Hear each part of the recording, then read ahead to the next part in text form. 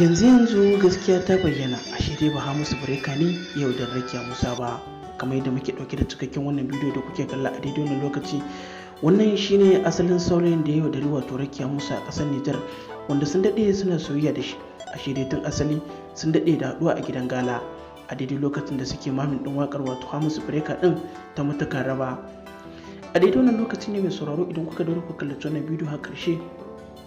Wannan bidiyo ne da ake gudanar da wani wasa a gidan gala a ƙasar Nijar, a daidai lokacin da ku da kalla ku ga irin abubuwan da suke aikatawa, wanda hakan ya saba wa addinin musulunci da kuma shari'a gabaki ɗaya. Wannan shine cikakken saurayin da Rakiya Musa ta mutu akan sansa, domin ko a daidai lokacin da ake tattauna da ita dama ba ta faɗi sunan mawaƙin da ta faɗa sansa ba. Ku duba ku gani, kamar da kuke kalla a cikin wannan bidiyo, kun ga yadda take rike masa hannu, shi ma na rike mata.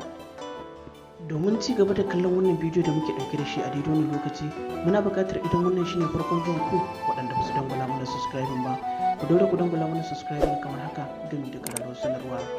Domin ku hakan shi ne ke bamu damar sanar da ku da zarar mu ɗaura sababbin bidiyo a wannan tashar ta mai suna Kannywood Hausa TV. Za mu ci gaba da saka muku cikakken wannan bidiyo a daidai wannan lokaci, kamar yadda kuma za ku ci gaba da kalla.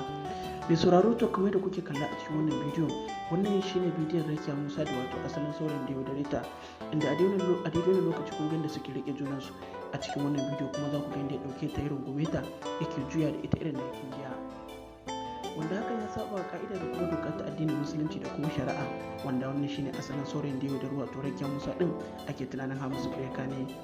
Wannan saurayi su ɗaukan shekaru da dama suna soyayya da Rakiya Musa, kamar da kuke kalla a daidai wani lokaci, wanda yake ɗaukanta suna haɗa jiki a daidai wani lokaci, wanda hakan kuma bai dace ba.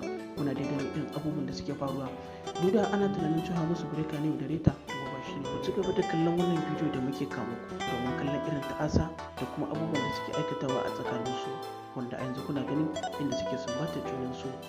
Daga bisani a cikin wannan bidiyo za ku ga yadda ɗauke ta sama kamar a Indiya yake jujjuya ta, wanda hakan kuma ba ka'ida ce ta addinin musulunci ba. Kuna ganin dai irin abin da suke aikatawa, gashi nan ya ɗauke ta yana jujjuya ta.